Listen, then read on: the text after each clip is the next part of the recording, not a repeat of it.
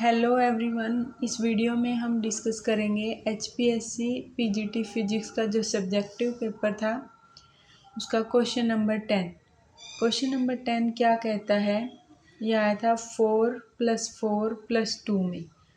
तो draw the shell model structure for the proton और the neutron of a nucleus.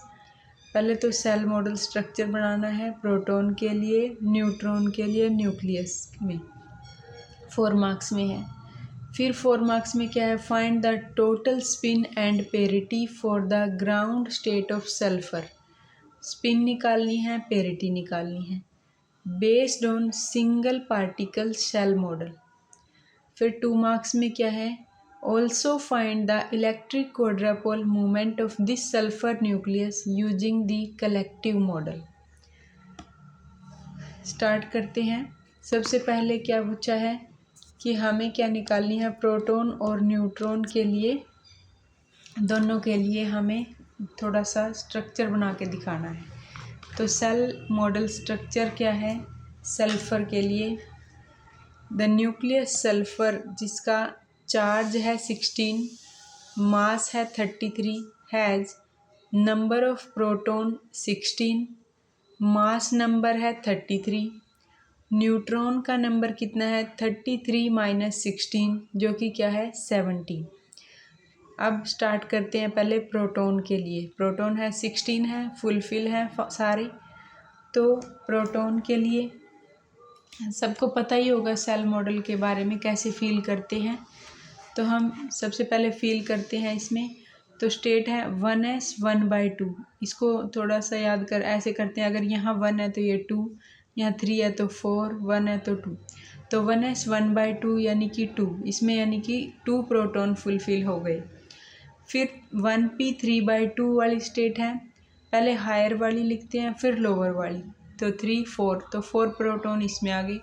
फिर 1p 1/2, इसमें कितने हैं 2 प्रोटॉन इसमें आ गए। फिर 1d की हायर वाली स्टेट लिखेंगे, 1d 5/2 जिसमें क्या है 6 है तो 6 प्रोटॉन। फिर 2s 1/2, इसमें 2। तो यहाँ पर हमारे कंप्लीट हो जाते हैं 16 के 16, तो 16 प्रोटॉन आ गए। तो all proton are paired, so resulting in a contribution of, यहाँ पर क्या होगा फिर स्पिन और पेरिटी हम लिखेंगे तो 0 पॉजिटिव आएगी to total spin and parity, क्योंकि क्या है कोई भी हमारा कुछ भी मतलब प्रोटॉन जो है सारे के सारे पेयर्ड हैं, कोई भी अनपेयर्ड नहीं है। उसके बाद हम देखते हैं हमें आगे क्या लिखना है न्यूट्रॉन के लिए। अब देखते हैं न्यूट्रॉन हमारे पास कितने हैं। न्यूट्रॉन है हमारे पास 17, तो यहीं से दिख रहा है 16 तो कंप्लीट हो गए थे, एक अनपेयर्ड बचा हुआ है जो कि इसमें फिल हो जाएगा। तो पहले वही लिख लेंगे, 1s 1/2 में 2, 1p 3/2 में 4, 1p 1/2 में 2, 1d 5/2 में कितने हैं 6, 2s 1/2 में 2। अब एक अनपेयर्ड 17th वाला जो बच गया था वो इसमें आ गया डी की लोअर स्टेट में, 1d 3/2 उसमें क्या आ गया 1। अब इसका थोड़ा सा स्ट्रक्चर डायग्राम बना देंगे। स्ट्रक्चर डायग्राम में बस क्या है, एनर्जी हमारी लोअर टू हायर जा रही है, इसी चीज़ को लोअर टू हायर लिख दिया। 1s 1/2, p 3/2, p 1/2, d का 5/2, s 1/2, d का 3/2। तो इनमें फिल करते गए, इसमें 2 आ गए, इसमें 4 2 6 2, ये जो इसमें थे 4 आ सकते हैं, इसमें हमारे पास अनपेयर्ड एक ही था तो वो आ गया 1। तो अब इसके लिए हमने डायग्राम बना दिया। अब हम बनाते हैं टोटल स्पिन एंड पेरिटी कितनी होएगी हमारी। स्पिन और पेरिटी निकालते हैं, वो होगा j की पावर पाई से। तो the ground state spin and parity are determined by the single unpaired nucleon. तो सिर्फ एक ही है जो सिंगल अनपेयर्ड न्यूक्लियन है, वही बताएगा स्पिन भी और पेरिटी भी। तो अनपेयर्ड न्यूक्लियन स्टेट कितनी है 1d 3/2। तो टोटल एंगुलर मोमेंटम क्या होगी j, 1d 3/2 है तो एंगुलर मोमेंटम यानी कि j क्या है 3/2। और ऑर्बिटल एंगुलर मोमेंटम किसके लिए है, कौन सा ऑर्बिटल है हमारे पास d ऑर्बिटल है, तो d ऑर्बिटल के लिए ऑर्बिटल एंगुलर मोमेंटम कितनी होगी 2 होगी। तो पेरिटी क्या होगी पाई की वैल्यू -1 की पावर l, -1 की पावर l तो क्या होगा स्क्वायर, तो यहाँ पर क्या आ गई पेरिटी हमारी पॉजिटिव आ गई पेरिटी +1। आगे क्या है हमारे पास, तो इवन पेरिटी है इसकी, हम तो पेरिटी हो गई हमारे पास पॉजिटिव और इवन पेरिटी। तो लिख दिया हमने ground state spin and parity j की पावर पाई = 3/2 पॉजिटिव। अब थर्ड चीज़ क्या निकालनी थी, इलेक्ट्रिक क्वाड्रापोल मूवमेंट Q। तो इलेक्ट्रिक क्वाड्रापोल मूवमेंट को अलग अलग बुक में अलग अलग तरीके से दिखाया है कैसे निकालनी है। पहले मैं इस तरीके से बताती हूँ, फिर आप दूसरा देखना। इलेक्ट्रिक क्वाड्रापोल मूवमेंट Q क्या है, इन द कलेक्टिव मॉडल से बोला है ना इन्होंने, तो वो क्या है, the observed spectroscopic quadrupole movement Q is related to the intrinsic quadrupole movement Q0, कि जो हमें ऑब्जर्व हुई और जो इंट्रिंसिक है उनके आपस में क्या रिलेशन है। डिस्क्राइब द मेन तो क्वाड्रापोल मूवमेंट का मतलब ये है कि वो क्या डिस्क्राइब करता है, डीफॉर्मेशन बताता है न्यूक्लियस के अंदर।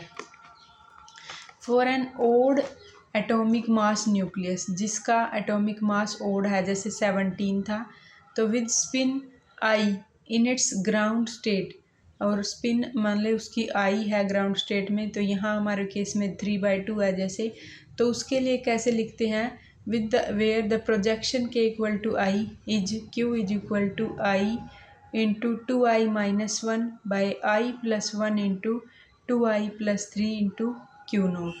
I हमारे वाले केस में 3/2 है फॉर सल्फर, तो पुट कर दिया I की जगह हमने क्या पुट कर दिया 3/2।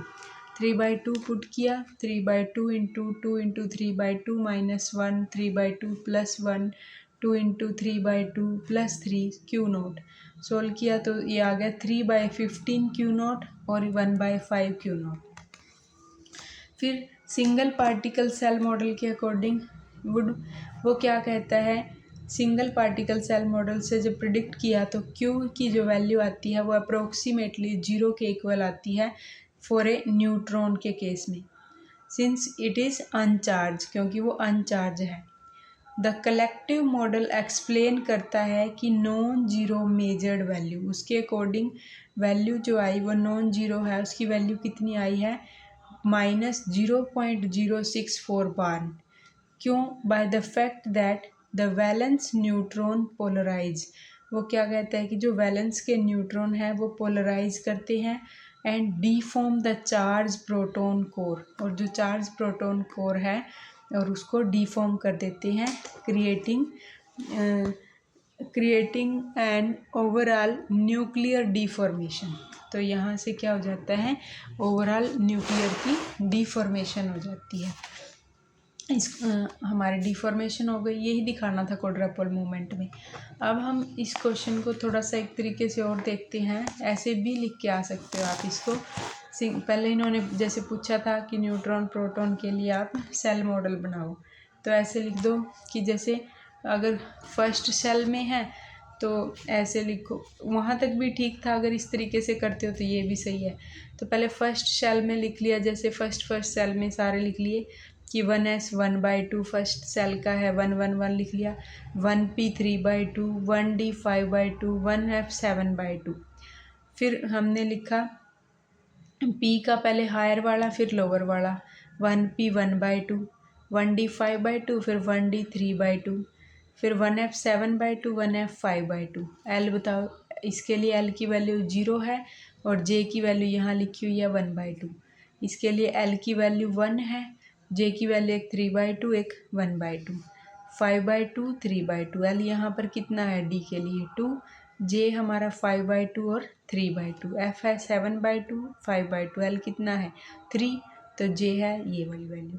अब सेकंड सेल की बात कर लेते हैं, तो 2s 1/2 और 2p, जब यहाँ पर 3/2 हायर स्टेट में गए तो वो 5/2 तक चला गया। ऐसे आगे फर्दर d में भी चले जाएंगे, तो l इसके लिए अभी भी 0 है, j की वैल्यू 1/2, p है, l की वैल्यू अभी भी 1 है, j की वैल्यू 5/2, लोअर तक जाता रहेगा 3/2 एंड सो ऑन। अब हमारा केस कौन सा था, सल्फ़र का, सल्फ़र में एक है 16 प्रोटॉन और 17 न्यूट्रॉन। तो हमने 16 प्रोटॉन के लिए इसके अकॉर्डिंग लिख लिया पहले वही, एस में, फिर पी में, बी डी, और ये फुलफिल हो गया। ये 17 में क्या हो गया था, एक अनपेयर्ड बच गया था। अब बात कर लेते हैं जब उसके लिए कि हम कैसे निकालते हैं। हाफ फिल्ड न्यूट्रॉन सेल है 1d3/2, लोअर सेल फिल है, तो इसके लिए कैसे निकालते हैं पेरिटी, वही -1 की पावर l। तो ये इवन आ गई, स्पिन और पेरिटी हमारी पॉजिटिव आ गई और J3/2 है। यहाँ इसलिए दिखाया मैंने ये कि कई बुकों में इलेक्ट्रिक क्वाड्रपोल मूवमेंट निकालने के लिए ये फार्मूला दिया हुआ है, Q = 3/4 पाई E r0² बीटा। बीटा क्या है, डीफॉर्मेशन कांस्टेंट है और जिसकी वैल्यू अप्रोक्सीमेटली 1/10 है। r0 जो है वो क्या होती है, r की वैल्यू क्या होती है, r = r0 a की पावर 1/3। a यहाँ पर कितना है 33 और r0 कितना है यहाँ पर है 1.2 फर्मी, तो 1.2 और ये है 33 की पावर 1/3। यार की वैल्यू को सोल्व कर लिया, a की पावर 1/3 वो आ गया 3.84 फर्मी। फर्मी से इसको पहले -15 मीटर में कन्वर्ट कर लिया। अब पुट करो 3/4 पाई, ये चार्ज है इलेक्ट्रॉन का, इनटू में r0 की वैल्यू हमें पता चल गई, बीटा है अप्रोक्सीमेट 0.1, सोल्व करके आ गया 1.78 × 10⁻³ सेंटीमीटर स्क्वायर। ये कुलाम्ब मीटर स्क्वायर है भाई, सॉरी।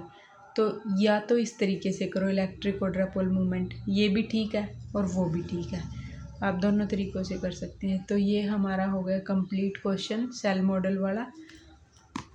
Thank you.